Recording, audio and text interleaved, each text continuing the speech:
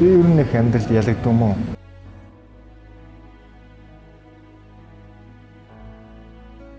Тийм 2012 онд UFC Монгол шууд дамжуулж эхлээд тэр үеэс нь эхэлж үзэж эхэлсэн.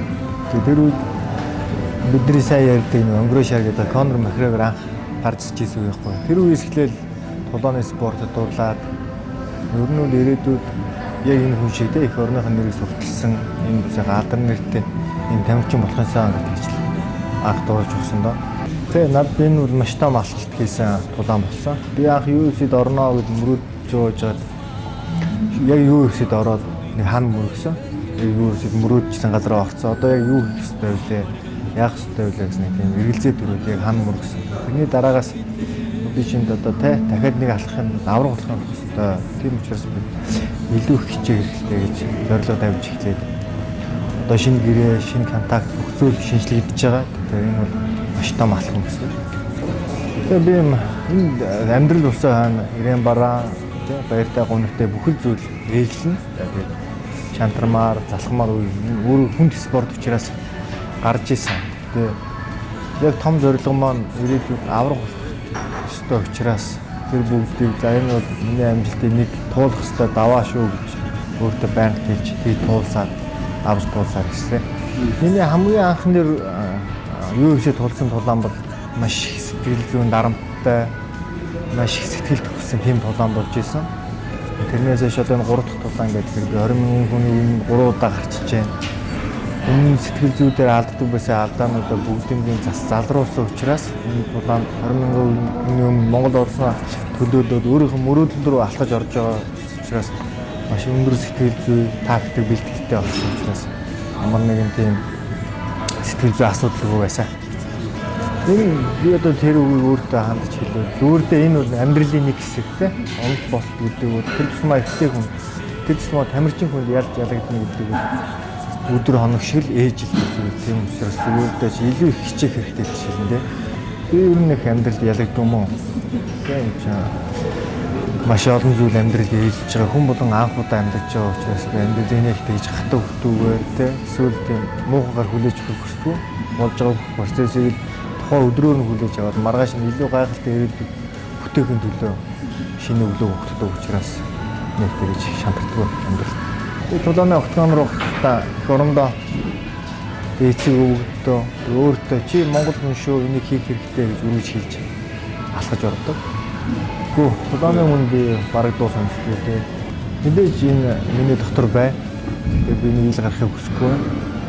Над өөрийн гэсэн үйл бодолтой сухтан байгаатай адилхан өөрийн гэсэн мөрөөдөл байна. Тэгээд 5 жилийн дараа би түүнийхээ өөртөө амласан амлалтандаа хүрээд нэг сайхан сэтгэл тэнүү амьсгалах баха гэдэг илүү гайхалтай төгсөг бүтээсэн байна гэж бодож байна. Байлгүй яг хөө энэ өөрөө холимог тулаан маш олон зүйлийг сурж мэдэж болдог. Тэгжээж мэрэгжлийн яг про төвчний тамирчин болдог. Тэгээд наран тунгай багшлаар би анх 17 оноос бэлтгэл сургууль хийгээд 19 оноос Батбаяр гэж жижиг зүгэн багшлаар хийж жижиг зүгэн сайжруулаад 22 оноос багсарч яв багшлаар одоо миний яг боксинг багшлаар очиж боксоо сайжруулад ингээд багаагаар ахид дэвшээд явж байгаа учраас эдгээр хүмүүдэд бас баярлалаа гэж хэлье.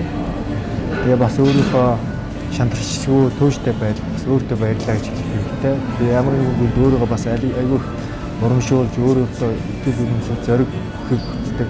Энэ бүх зүйл туулахад амар байгаагүй. Гэхдээ би туулсаар ирсэн, туулах ч болно. Өөртөө бас баярлалаа гэж хэлнэ. Би бол эхний үе барилдаар тэрнээс хойш барилдаа байхгүй болж бодсон. Тэгэхээр тэр өөрөө коллеж 2 удаагийн аврах учраас өөрөө хамгийн сайн чаддаг зүйлийг хийсэн. Тэгээд би өөрөө барилдааны тэгж амар бэлдээгүй гэсэн. Юугаас тэр надтай барилдаад эхэлсэн учраас ямар нэгэн байдлаар барилдаанаар нь өөрөө илүү гарах хэрэгтэй учраас үргэлжлүүлээ барилдсан. Тийм учраас тэгээд ялсан. Бүхэн төрлийн спортоос холимог тулаан руу ороход давуу тал болж байна. Гэхдээ энэ олон дэлхийн аврагууд бүгд тулдаж чадахгүй байгааг бас та бүхэн харж байгаа. Тэгэхээр энэ дотор бас тулааны мэдрэмж гэдэг зүйл бас өөр байна. Би өөрөө хүүхд ахуйнаас мөн хөдөө өссөн учраас үе тэнгийнхэнтэйгээ ах нартайгаа барилдаж өссөн. Өөрөө бүхэд дуртай хайртай. Тэрнийхээ тэр чадамжин дээрээ илүү их дуртай зүйл маань тулдах байсан учраас тулаан руу ороод тэгээд барилдаанаа ашиглаад тэгээд толдоо явж байна. Нэг 70% нь л гаргасан да. 100% өөрөөгөө ажиллаж гаргаагүй. 70% л явуулсан. UFC бол 30 жилийн хүүхдүүдтэй дэлхийн хамгийн том холбоо. Тэр толгоонд орно гэдэг өөрөө маш нэр төрийн хэрэг. Тэр дотор авраг болно гэдэг бүр онцгой байгаа юм. Монголд одоо UFC-гээс би чинь UFC тулж байгаа 2 дахь тулаан одоо яг адвайсаар тулж байгаа ганцхан тамирчин. Манайхаа UFC гэхээр л холимог тулаан гэж ойлгодог. Гэтэл холимог тулаан гэдэг нэршил байна. UFC гэдэг нь холимог тулааны хамгийн том лиг юу? Хамгийн том холбоо. Тийм айц бол байхгүй дээ. Би энэ дээр ялна. Би өөрийнхөө хүчийг 100% бүх нөөц болцоо гаргана гэж болдог учраас тийм ялагдах сэтгэл зүй, ялагдчихвал яах вэ гэсэн тийм бодол бодоод орж ирдэг. Энд нэг төвийн сахилга бат маш чухал. Энэ бол өөрөө маш өндөр эрсдэлтэй спорт. Тийм учраас тулааны спортыг бие хамгаалахаар сурж байгаа тохиолдолд ямар нэгэн байдлаар буруу замаар ашиглах болохгүй. Өөрийнхөө эрүүл мэнд, аюулгүй байдлыг хамгаалж, айлсууд өөрийнхөө хүсэл мөрөөдлийг оргилд нь хүргэж ийм спортоор хичээллэх хэрэгтэй. Тийм учраас манайд одоо UFC франчайз хэрэглэх Батэрлэх манай авсан учраас UFC-гийн жим Монголд нэгдвэл түүнийг дагаад UFC-гийн мэрэгжлийн тамирчны хийдэг бэлтгэл сургуулийн систем, эмнэлэг хоол, сэтгэл зүйч бүгд дагаад ороод ирнэ. Тэгэхээр хэрвээ нэгдчихвэл Монгол тамирчид түүн дээр бэлтгэл сургуультай хийгээ сайжраад дээшлэх бүрэн боломжтой. Одоо манайд энэ сэтгэл зүйн талаар бол маш тутмаг л да. Олимпийн сонирхчдын спортод ягаад гэвэл олимпийн зэрэглэлийн тамирчид танаас нь сэтгэл зүйд гаргаж идэг. Мэргэжлийн спортод сэтгэл зүйч хангалтгүй. Бид нар өөрсдөө сэтгэл зүйг өөдөнд өгөж өөрсдөө илүү хувцалдаг зүйлүүд өгдөг. Өөрсдийн хүүхдээ эцсийн үдээсэн өгдөг үхийг үзэж сонсож судалж мэдэж тэгжиж тэндээсээ ирч өгч сэтгэл зүйг олж авна да. Дараагийн тулаана 100-аас хийн. Тэгээд би томчуултаар тоглохыг хүсэж байна. Миний өмнө үздэг байсан аврагууд ихэнх нь зодог тайлцсан. Одоо дандаа миний үеийн залуучууд гараад ирсэн учраас залуучтайгаа тоглосон да.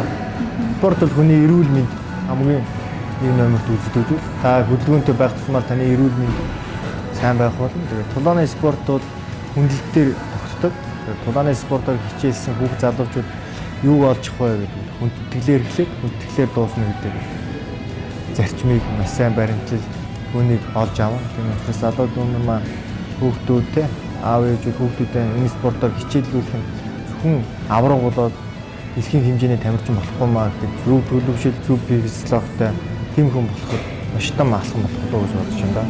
Би өөрийнхөө замыг эцэст уус хүний амьдрал бол хязгааргүй. Тийм учраас би хязгааргүй учраас тэр ийм хүртэл гэж тавиагүй.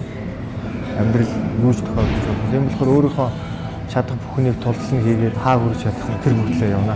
Би аялах хоол хийх дуртай, гоё амттай хоол хийж идэг, гоё аял ан гөрөөнд юм. Би одоо 28 хүрэндээ.